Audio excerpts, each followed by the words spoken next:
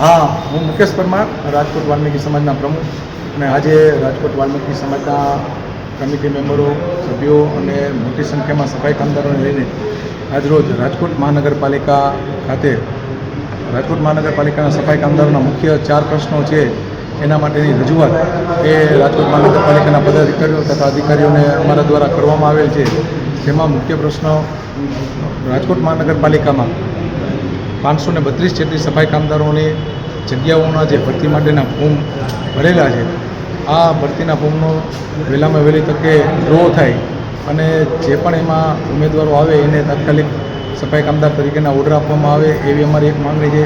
બીજું, સફાઈ કામદારના સ્વૈચ્છિક રાજીનામું હાલમાં 132 જેટલા મંજૂર કરી દેવામાં આવેલા છે. તે બદલ અહીંના પદાધિકારીઓ અધિકારીઓનો અમે આભાર વ્યક્ત કરીએ છીએ. સાથોસાથ હજી 250 જેટલા સફાઈ કામદારોના રાજીનામા પેન્ડિંગ છે. 4 વર્ષથી ચાલતી આ પ્રક્રિયાના કારણે આમાં ઘણો વિલંબ થયેલ છે. તો આમાં પણ વહેલામાં વહેલી તકે આ રાજીનામાઓ મંજૂર કરીને એના વારસદારને નોકરી આપવામાં આવે એવી અમારી માંગણી છે. સાથોસાથ સફાઈ કામદારોને પોતે ફેસ ડિટેક્ટરમાં બોર્ડ ઓફિસમાં 4 વાર હાજરીઓ પુરાવી પડે છે. રાજકોટ મહાનગરપાલિકાના અન્ય સ્ટાફને આ હાજરી 2 વાર પુરાવી પડે છે. અમદાવાદ, વડોદરા, સુરત જેવી મહાનગરપાલિકાના સફાઈ કામદારોને ફેસ ડિટેક્ટરમાં ફક્ત 2 વાર હાજરી પુરાવી પડે છે. ત્યારે રાજકોટ મહાનગરપાલિકાના સફાઈ કામદારોને 4 વાર હાજરી પુરાવી પડે છે. જેના કારણે મહિલા સફાઈ કામદારો અને અશક્ત સફાઈ કામદારોને પોતાની વોર્ડ ઓફિસથી લઈને લતા સુધી જવામાં ખૂબ જ મુશ્કેલી અનુભવે છે. જેથી કરીને રાજકોટ મહાનગરપાલિકાના અન્ય સ્ટાફ તથા અન્ય મહાનગરપાલિકાના સફાઈ કામદારોની જેમ રાજકોટ મહાનગરપાલિકાના સ્ટાફને પણ ફેસ ડિટેક્ટરમાં 4 ટાઈમની જગ્યાએ 2 ટાઈમ હાજરી પૂરવામાં આવે એવી અમારી માંગણી છે. સાથોસાથ જે સફાઈ કામદારો નિવૃત્ત થાય કે અવસાન પામે તો તેના વારસદારોને પોતાના હક હિસ્સા માટે ઘણો લાંબો સમય રાહ જોવી પડે છે. આ રાહ ન જોવી પડે અને 3 મહિનાની સમય મર્યાદાની અંદરમાં નિવૃત્ત સફાઈ કામદાર કે અવસાન પામેલ સફાઈ કામદારોને પોતાના હક હિસ્સા અને નિવૃત્તિની રકમનો લાભ મળી જાય એવી આ 4 મુખ્ય માંગણીઓ સાથે અમે અહીંયા રાજકોટ મહાનગરપાલિકામાં પદાધિકારીઓને મળીને રાજકોટ વાલ્મીકી સમાજની વતી અરજી આપેલ છે.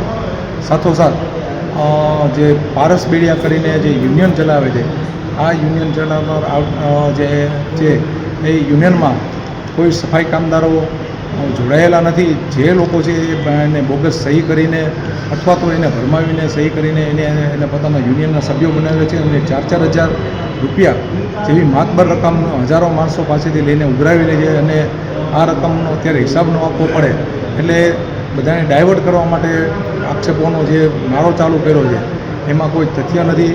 આ પારસ બેડિયા પોતે 12 વર્ષની દીકરી ઉપર દુષ્કર્મ કરવાના કેસમાં રાજકોટ એ ડિવિઝન પોલીસ સ્ટેશનની અંદરમાં પોક્સોનો એની પર ગુનો નોંધાયેલ છે. એની સાથેના જે કાંઈ યુનિયનના આગેવાનો છે, ચંદ્રેશ સાનિયા સહિતના, એમણે પણ પોતાની ફૂઈને માતા બનાવીને એમના નામે નોકરી મેળવવા માટે બોગસ સર્ટિફિકેટો બનાવીને આ રાજકોટ મહાનગરપાલિકાની અંદરમાં મૂકેલ છે. એની પણ તપાસ કરવાની અમે માગણી કરી છે. સાથોસાથ પારસ બેડિયા, ચંદ્રેશ સાનિયા તથા એના યુનિયનના સભ્યોએ કોર્ટ પરિસરમાં બદનામ કરવા માટે દારૂ મુકાવો અને ષડયંત્રો કરેલા છે.